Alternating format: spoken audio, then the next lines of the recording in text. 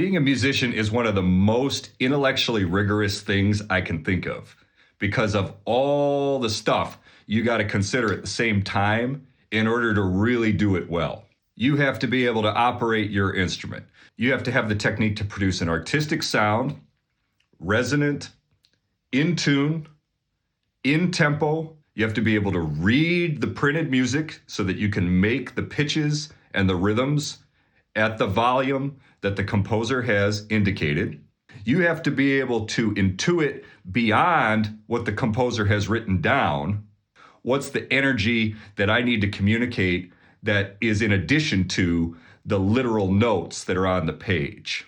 I have to think about my relationship to the person sitting right next to me. We play in the same part. We should be together. So I've got to listen to that person. Is there any variance between what they're doing compared to what I was thinking? I've got to think about my relationship to the other musicians in the room that have a different part from me. If we're making a chord, I need to understand how to adjust my pitch in relation to that other note so that they ring together. I can't just disappear inside myself. I have to open up and think out and listen out in order to make the whole emerge correctly.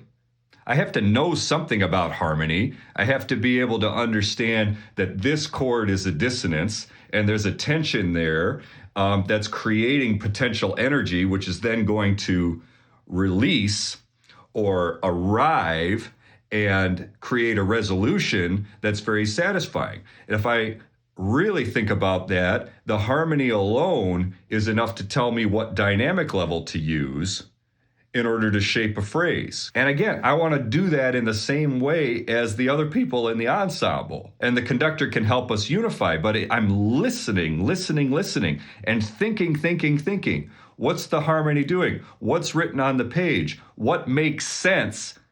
What makes sense in the context of classical music at large that I should be doing here expressively? I should know something about the composer, where they're going along with traditions of their time and location, or where they may be pushing against those traditions. And if they are going against the traditions, I probably want to lean into those differences a little bit. That's a lot to keep track of, but it's also what makes playing music so intellectually rewarding, is you're just totally present working on that problem, and you're doing it with a whole bunch of people at the same time in front of an audience who's taking it all in and responding to it. What a brain workout. What a mind workout. That's incredibly fulfilling.